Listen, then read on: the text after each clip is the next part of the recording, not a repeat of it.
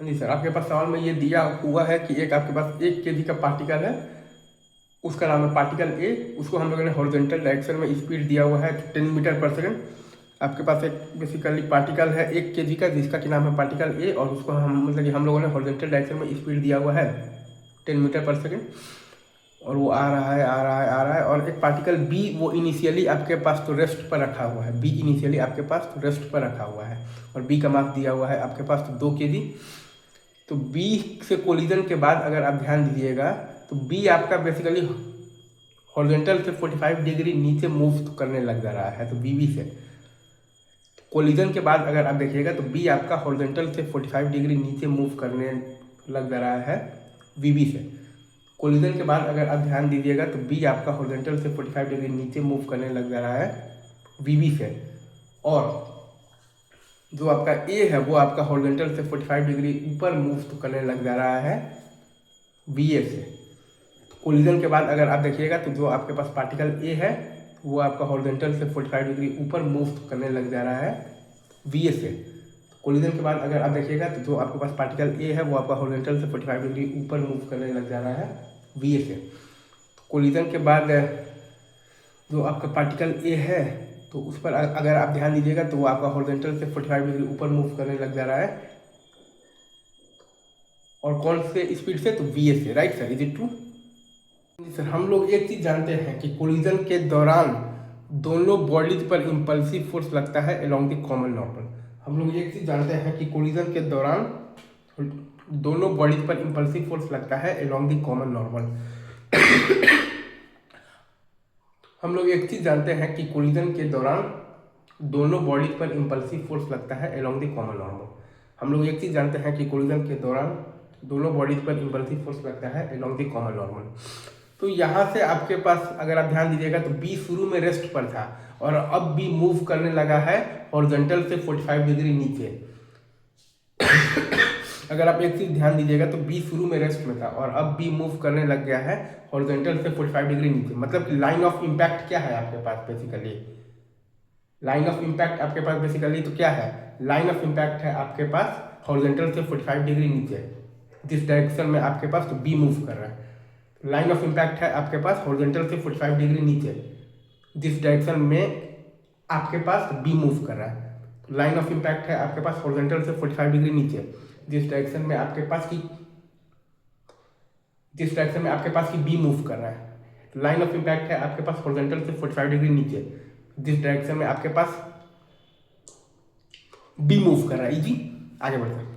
हाँ जी सर, अगर आप ए और बी इन दोनों को अगर आप एक सिस्टम मानिएगा तो आप ये देखिएगा कि ए और बी के सिस्टम पर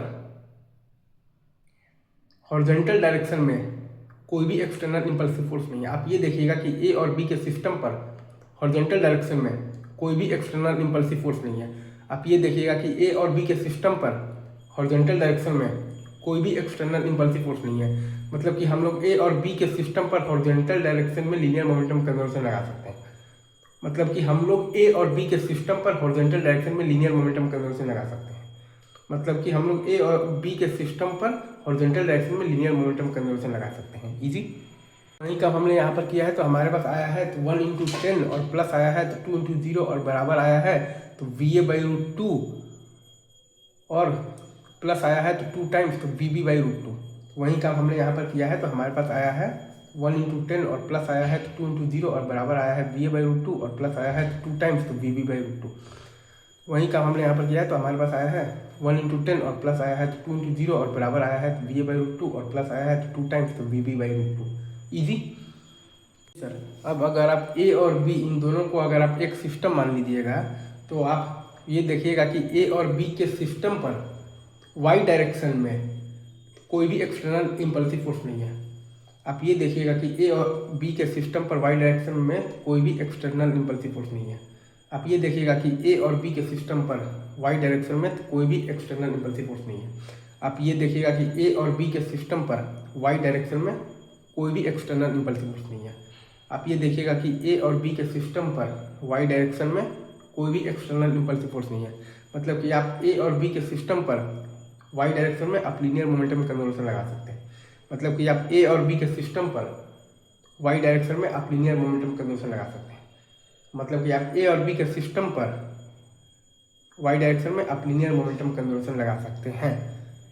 तो वही काम हमने यहाँ पर जब किया है तो हमारे पास आया है 0 + 0 बराबर आया है VA/√2 और प्लस आया है तो 2 टाइम्स -VB/√2। वही काम हमने यहाँ पर जब किया है तो हमारे पास आया है 0 और +0 और बराबर आया है VA/√2 और प्लस आया है तो 2 टाइम्स -VB/√2। वही काम हमने जब यहाँ पर जब किया है तो हमारे पास से आया है 0 और +0 और वो बराबर आया है VA/√2 और प्लस आया है तो 2 टाइम्स -VB/√2। तो वहाँ से हमारे पास VA का वैल्यू आ गया है 5/2 मीटर पर सेकंड और हमारे पास VB का वैल्यू आ गया है 5/2 मीटर पर सेकंड। वहाँ से हमारे पास VA का वैल्यू आया है 5/2 मीटर पर सेकंड और हमारे पास VB का वैल्यू आ गया है 5/2 मीटर पर सेकंड। वहाँ से हमारे पास VA का वैल्यू आया है 5/2 मीटर पर सेकंड और VB आ गया है 5/2 मीटर पर सेकंड। ठीक है। हाँ जी सर, अगर आप यहाँ पर देखिएगा ना सर, ई देखिएगा तो ई आता है आपके पास कॉमन नॉर्मल के along velocity of the separation by velocity of the approach. अगर आप ध्यान दीजिएगा तो ई आता है आपके पास कॉमन नॉर्मल के along velocity of the separation और by velocity of the approach. अगर आप ई देखिएगा तो ई आता है आपके पास कॉमन नॉर्मल के along velocity of the separation by तो वेलोसिटी ऑफ द अप्रोच। अगर आप ई देखिएगा तो ई आता है आपके पास कॉमन नॉर्मल के along velocity of the separation by velocity of the approach. तो वो आपके पास आ जाएगा 5/2 और +0 बाई आ जाएगा तो 10 cos 45 डिग्री। तो वो आपके पास आ जाएगा 5/2 और +0 और बाई आ जाएगा तो 10 cos 45 डिग्री। तो वो आपके पास आ जाएगा 5/2 +0 बाई 10 cos 45 डिग्री। क्योंकि हम लोग ये जानते हैं कि ई आता है आपके पास कॉमन नॉर्मल के long velocity of the separation और बाई तो velocity of the approach. Easy.